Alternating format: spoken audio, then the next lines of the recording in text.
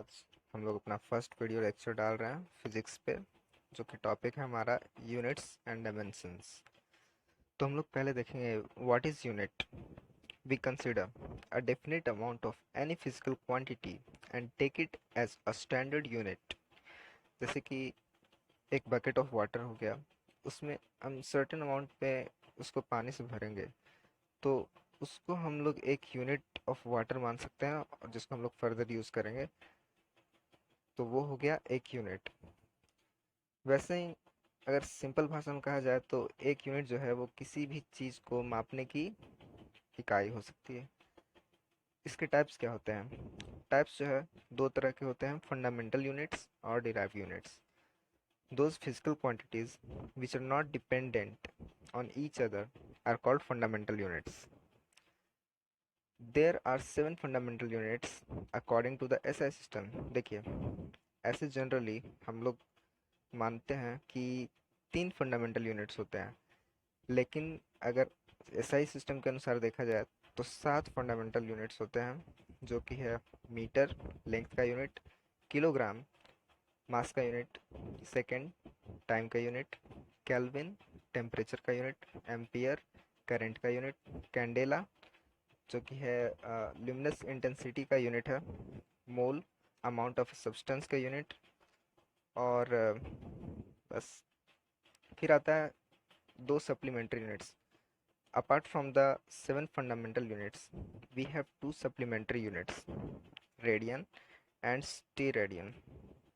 Radian जो है वो प्लेन एंगल का यूनिट है, और स्टीरेडियन सॉलिड एंगल का unit. Derived units, those quantities which are derived from fundamental quantities are called the derived quantities, and the units are called derived units. Example: velocity, acceleration, force, work, etc. तो velocity का unit हम लोग देख लेते हैं, metre पर second होता है। एक्सेलरेशन का मीटर पर सेकंड स्क्वायर होता है।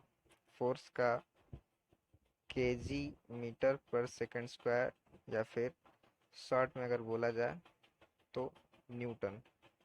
और वर्क का होता है न्यूटन मीटर, जिसको हम लोग जूल कहते हैं। फिर हमारा आता है system of units. It is a complete set of units, both fundamental and derived, for all kind of physical quantities. हम लोग का 4 सिस्टम ऑफ यूनिट्स होते हैं basically: CGS system, FPS system, MKS system और एसआई सिस्टम। ये चारों actually इनके name पे ही आधारित हैं। जैसे कि सीजीएस सिस्टम में हो गया यूनिट ऑफ लेंथ जो कि सेंटीमीटर हो गया, इससे सी से सेंटीमीटर। यूनिट ऑफ मास जो कि ग्राम, यहाँ पे जी हो गया। एंड यूनिट ऑफ टाइम जो कि है सेकेंड, तो सी जी एस सिस्टम में सेंटीमीटर ग्राम और सेकेंड से हम लोग मेजर करते हैं। फिर एफपीएस सिस्टम, एफपीएस सिस्टम में हम लोग फुट, पाउंड और सेकेंड से मेजर करते हैं लेंथ, मास और टाइम रिस्पेक्टिवली, ये तीनों को। फिर आता है एमकेएस सिस्टम, जिसमें मीटर, किलोग्राम और सेकेंड से हम लोग लेंथ, मास और टाइम को मेजर करते हैं। एसआई सिस्टम, जिसको हम लोग सिस्टम ऑफ इंटरनेशनल यूनिट्स भी कहते हैं, इस सिस्टम में 7 फंडामेंटल यूनिट्स हैं, जो कि मैं आपको पहले ही बता चुका हूँ, और 2 सप्लीमेंट्री फंडामेंटल यूनिट्स दिया गया है। अब हम लोग देखेंगे डायमेंशन। डायमेंशन जो है वो बहुत इंपॉर्टेंट है बोर्ड पॉइंट ऑफ व्यू से, या फिर हम लोग किसी भी एग्ज़ाम में देखें, या फिर कहीं भी आप कॉम्पिटिटिव एग्ज़ाम्स की तैयारी करते हैं, तो डायमेंशंस बहुत ही ज़्यादा इंपॉर्टेंट टॉपिक है। Dimension of any physical quantity are the powers which are raised on fundamental units to express its units. Dimension जो है किसी फिजिकल क्वांटिटी के ऊपर जो पावर होता है, जैसे कि हम लोग कहते हैं मीटर स्क्वायर, तो ये जो पावर है यही डायमेंशन होता है। The expression which shows how and which of the base quantities represent the dimensions of a physical quantity is called the dimensional formula। जो एक्सप्रेशन रिप्रेजेंट करता है dimensions of the physical quantity को, उसको हम लोग dimensional formula कहते हैं। Representation कुछ डायमेंशनल फार्मूले का है, जैसे कि लेंथ का एल होता है, मास का m होता है, टाइम का t होता है। देखिए बिग ब्रैकेट में ऐसे हम लोग रिप्रेजेंट करते हैं इसको, एल एम टी। टेम्परेचर का k होता है, k से केल्विन, केल्विन से हम लोग का आया k, क्योंकि हम लोग ऐसे, या फिर कई बार कई जगहों पे आप थीटा भी देख सकते हैं, जो कि टेम्परेचर का एक सिंबल है। करंट का या तो आप एम्पियर लिखिए, एम्पियर जो कि ए से रिप्रेजेंट होता है, या फिर आप डायरेक्ट आई लिख सकते हैं करंट का डायमेंशन। अब हम लोग कुछ फिजिकल क्वांटिटीज़ के डायमेंशनल फार्मूला को देखेंगे। एरिया, एरिया का यूनिट होता है मीटर स्क्वायर, यहाँ पे यूनिट दिया गया है और यहाँ पे डायमेंशंस, ठीक है। तो एरिया का यूनिट होता है metre square, metre square metre को एल से रिप्रेजेंट करते हैं और स्क्वायर का 2 और ये ब्रैकेट। उसी तरह वॉल्यूम का मीटर क्यूब L3, वेलोसिटी का मीटर पर सेकेंड, मीटर का L और पर सेकेंड का T से और -1, LT -1। एक्सेलरेशन का same as the above one, LT -2। Force का newton, newton KG metre per second square होता है, KG metre per second square. KG का m, मीटर का l और पर सेकेंड स्क्वायर का T-2। सिमिलरली वर्क या फिर एनर्जी दोनों का सेम ही होता है, जूल ml2 T-2। पावर का वाट ml2 T-3। प्रेशर या फिर स्ट्रेस का भी वही होता है, न्यूटन पर मीटर स्क्वायर। न्यूटन का mlt-2 और पर मीटर स्क्वायर का l-2 और l कट गया तो l-1 बचा, ml-1 और t-2। फिर लीनियर मोमेंटम, लीनियर मोमेंटम या फिर इम्पल्स दोनों का सेम होता है, केजी मीटर पर सेकेंड या फिर mlt-1। डेंसिटी या फिर डेंसिटी का यूनिट जो है केजी पर मीटर क्यूब होता है। हम लोग जानते हैं मास बाय वॉल्यूम से, मास का हो गया केजी और वॉल्यूम का मीटर क्यूब, तो केजी पर मीटर क्यूब इसका यूनिट हो गया। और डायमेंशन तो सिंपल है, केजी का m और पर मीटर क्यूब का l-3 बिग ब्रैकेट में। देखिए यहाँ एक वेरी इंपॉर्टेंट चीज़ है, स्ट्रेन। स्ट्रेन का ना कोई यूनिट होता है ना कोई डायमेंशन होता है, ये बहुत ही इंपॉर्टेंट बात है, आप सभी इसको ज़रूर नोट करें। क्योंकि स्ट्रेन जो है एक्चुअल में change in dimension upon divided by original dimension होता है, इसलिए इसका कोई यूनिट नहीं होता, क्योंकि ऊपर वाला और नीचे वाला तो कट गया, अगर यूनिट होगा भी तो कोई भी तो कट गया, तो ना यूनिट है और ना ही कोई डायमेंशन है। फिर मॉडुलस ऑफ इलास्टिसिटी, इसका न्यूटन पर metre square ml-1 T-2। Surface tension newton पर metre mt-2। Gravitational constant newton metre square पर KG square m-1 L3 T-2। Angular velocity radian पर second T-1। Specific heat, latent heat, Planck's constant, universal gas constant, सभी का आप यहाँ देख सकते हैं दिया हुआ है। अब डायमेंशन में एक और टॉपिक आता है जिसे हम लोग कहते हैं होमोजेनिटी प्रिंसिपल, इसे भी हम लोग जल्दी से देख लेते हैं। According to this principle, if the dimensions of left hand side of an equation are equal to the dimensions of right hand side of that equation, then the equation is dimensionally correct. That is mathematically हम लोग इसको कह सकते हैं LHS बराबर RHS।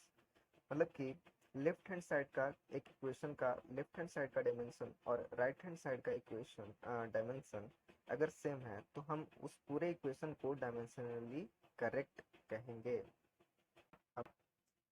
अब हम लोग एप्लीकेशन ऑफ डायमेंशंस देखेंगे। जनरली 3 एप्लीकेशन होता है, इसमें पहला है to check the dimensional correctness of a given physical relation. इसको एक एग्जांपल के माध्यम से समझते हैं। Let us consider the equation v equal to u plus at। इसमें LHS में वेलोसिटी है जिसका यूनिट होता है मीटर पर सेकेंड और इसका डायमेंशन होता है LT-1। RHS में है u plus at, ये RHS हो गया। RHS में है u plus at, यहाँ पे u का यूनिट जो है वो सेम होगा क्योंकि वेलोसिटी का होता है मीटर पर सेकेंड, क्योंकि ये भी इनिशियल वेलोसिटी है और v फाइनल वेलोसिटी है। तो मीटर पर सेकेंड हो गया, प्लस एक्सेलरेशन, एक्सेलरेशन का यूनिट होता है मीटर पर सेकेंड स्क्वायर और टाइम का होता है सेकेंड। सेकेंड से स्क्वायर वाला कट गया, बच गया metre per second. Metre per second plus metre per second जो है वो दोनों जुट के 2 मीटर पर सेकेंड कर सकते हैं, और 2 का तो एक न्यूमेरिकल वैल्यू है ये, तो इसको हम लोग इग्नोर कर सकते हैं। तो metre per second dimension metre per second का LT-1, 2 को just ignore it because it's a constant value and we can just ignore it. So LT-1, यहाँ पे हम लोग देख रहे हैं LHS का और RHS का डायमेंशन जो है LT-1 LT-1 दोनों का सेम है। तो since the dimension of LHS is equal to the dimension of RHS, therefore the relation is dimensionally correct। इस प्रकार हम लोग चेक करेंगे dimensional correctness of a given physical relation का, और कोई भी क्वेश्चन हो इस टाइप का तो हम लोग ऐसे ही बना लेंगे। ये सब एप्लीकेशन बहुत इंपॉर्टेंट है, आप लोग अच्छे से इसको देखिएगा, नहीं समझ में आए तो कोई भी क्वेश्चन आप नीचे कमेंट करके पूछ सकते हैं। अब हम लोग देखेंगे डायमेंशन का दूसरा application, second, to derive relation between different physical quantities. मतलब डिफरेंट फिजिकल क्वांटिटीज के बीच हम लोग रिलेशन को डिराइव कर सकते हैं, एक एक्सप्रेशन ढूंढ सकते हैं उसके लिए। एक एग्जाम्पल के माध्यम से इसे भी हम लोग समझेंगे। जैसे कि अगर क्वेश्चन में गिवन है find an expression for the time period of a simple pendulum given that it depends upon mass of the bob, length of the pendulum, acceleration due to gravity. मतलब क्वेश्चन में कह रखा है कि एक simple pendulum है जिसका मास दिया हुआ है m और लेंथ दिया हुआ है l और acceleration due to gravity g है। तो इसका टाइम पीरियड का अर्थ हुआ कि यहाँ से मीन पोजीशन इसको कहते हैं, यहाँ एक्सट्रीम पोजीशन कहते हैं। तो मीन से एक्सट्रीम और एक्सट्रीम से मीन, एक्सट्रीम से यहाँ सेकंड एक्सट्रीम और वापस मीन, ये पूरा कंप्लीट करने में जितना टाइम लगता है उसको हम लोग टाइम पीरियड कहते हैं। तो उस टाइम पीरियड के लिए एक एक्सप्रेशन ढूंढना है। कैसे ढूंढेंगे तो देखते हैं हम लोग।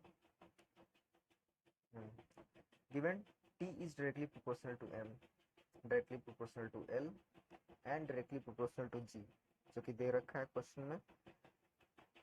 Depends upon means directly proportional हो गया। अब हम लोग मान लेते हैं कि t is directly proportional to m raise to power some power a। ये डायमेंशन है, ये डायमेंशन है, ये डायमेंशन है, जो कि हम लोग को अभी पता नहीं है, ये पता करना है। तो m to the power a, l to the power b और g to the power c हम लोग अज्यूम करते हैं। फिर t is equal to k m to the power a, l to the power b and g to the power c। k हम लोग proportionality को हटाए और इक्वल टू लगाए, तो उस प्रोपोर्शनैलिटी को हटाने का ये k एक तरह से कीमत है, समझिए। k is a proportionality constant. Writing the dimensions on either sides of the equation. अब हम लोग दोनों साइड्स के डायमेंशन लिखेंगे। तो t का डायमेंशन क्या होता है, t ही होता है टाइम का, यहाँ पर टाइम ही है तो t हो गया। और मास और लेंथ तो है ही नहीं, तो m to the power 0 l to the power 0 लिख सकते हैं। 0 मतलब है ही नहीं, 1 तो सिंपली 0 लिख सकते हैं पावर में। इक्वल टू LHS का हो गया, RHS का m to the power a, l to the power b, अंदर लिखे चाहे बाहर, l to the power b, LT-2 to the power c, g का हो गया LT-2, l का हो गया l, m का हो गया m, और k का तो हम लोग नहीं लिखते हैं। तो ma l b plus c t-2 c। इस प्रकार हम लोग a देखते हैं 0 है, b देखेंगे तो 1/2 है और c -1/2। So therefore t is equal to k m to the power 0, l to the power 1/2 and g to the power -1/2। क्योंकि हम लोग को पता था t is equal to k होता है m a l b g c। तो a और b और c का वैल्यू हम लोग को आया 0, 1/2 और -1/2। तो इसको इस प्रकार लिख लेंगे। इसे हम लोग ऐसे भी लिख सकते हैं, t is equal to k root under l upon root under G, क्योंकि -1/2 है तो ये नीचे चल जाएगा और रूट में रहेगा, equal to k root under l/g। ये हो गया हम लोग का आंसर। अब हम लोग देखेंगे डायमेंशन का थर्ड एप्लीकेशन जो कि होता है to convert any physical quantity from one system to another. Consider a physical quantity whose dimensions are m, a, l, b and t, c। ये एक फिजिकल क्वांटिटी है जिसका डायमेंशन है a, b, c। Let n1 be its numerical value in a system of fundamental units m1, l1 and t1। ठीक है, तो हम लोग जानते हैं कि magnitude of the physical quantity is the same in all systems. क्योंकि मैग्नीट्यूड कोई भी सिस्टम हो लेकिन मैग्नीट्यूड तो सेम ही रहेगा, यूनिट भले बदल जाएगा। जैसे कि सीजीएस में सेंटीमीटर हो गया, एफपीएस में फुट हो गया, फीट हो गया, लेकिन मैग्नीट्यूड जो है वो सेम रहता है। In this system its magnitude is n1 m1 to the power a, l1 to the power b, t1 to the power c। इस सिस्टम में इसका ये हो गया मैग्नीट्यूड। सिमिलरली एक दूसरा सिस्टम अगर अज्यूम करें जिसका न्यूमेरिकल वैल्यू है n2 और इसका मैग्नीट्यूड है फंडामेंटल यूनिट्स है m2 l2 t2, its magnitude will be n2 m2 to the power a, l2 to the power b, t2 to the power c। तो क्योंकि हम लोग का मैग्नीट्यूड हमेशा सेम रहता है चाहे कोई भी सिस्टम हो, तो हम लोग ये दोनों को इक्वेट कर सकते हैं। क्योंकि मैग्नीट्यूड सेम है, यूनिट भले ही डिफरेंट है, मैग्नीट्यूड सेम है, तो n1 m1 to the power a, l1 to the power b, t1 to the power c equal to n2 m2 to the power a, l2 to the power b and t2 to the power c। तो हम लोग n2 का unit निकाल सकते हैं n1, और इसको इधर आया तो डिवाइड हो गया, सॉरी ये इधर गया तो सारा डिवाइड में आ गया। इस प्रकार n2 का हम लोग यूनिट नोन कर सकते हैं। So guys, unit and dimension में आज के लिए इतना ही, और ये चैप्टर ये टॉपिक फिनिश हो चुका है। अब हम लोग इसको अप्लाई करने के लिए रेडी हैं। एग्ज़ाम्स में कोई भी क्वेश्चन आए छूटना नहीं चाहिए हम लोग का। अगर आपको कोई भी डाउट है तो आप पूछ सकते हैं, कमेंट कर सकते हैं, पर्सनली मैं आपको रिप्लाई दूंगा। Our next topics in the series are, हम लोग आगे सिग्निफिकेंट फिगर्स पढ़ेंगे, एरर्स पढ़ेंगे। एरर्स में एब्सोल्यूट एरर है, मीन एब्सोल्यूट एरर है, रिलेटिव एरर है, परसेंटेज एरर है, प्रोपगेशन ऑफ एरर है, सब्ट्रैक्शन, एडिशन, मल्टीप्लिकेशन, डिवीजन, जो भी है सारे डिटेल हम लोग एरर्स का ये एक वीडियो में प्रोवाइड किया जाएगा। फिर आता है वेक्टर्स और कैलकुलस जो कि बहुत ही ज़्यादा इम्पॉर्टेंट है, इवन मैथमेटिक्स में भी इसका एप्लीकेशन आता है, तो इसको हम लोग डिटेल में पढ़ेंगे। वेक्टर्स में हम लोग addition, subtraction, types of vectors, composition of vectors, resolution of vectors सारा पढ़ेंगे। और कैलकुलस में हम लोग लिमिट्स देखेंगे, डिफरेंशिएशन देखेंगे, इंटीग्रेशन देखेंगे, ये तीनों चीज़ें और भी जो भी आप लोग के लिए इम्पोर्टेंट है वो सारा कुछ इसमें प्रोवाइड किया जाएगा। Hope you like our video, like, share and subscribe to us, and please stay tuned with us.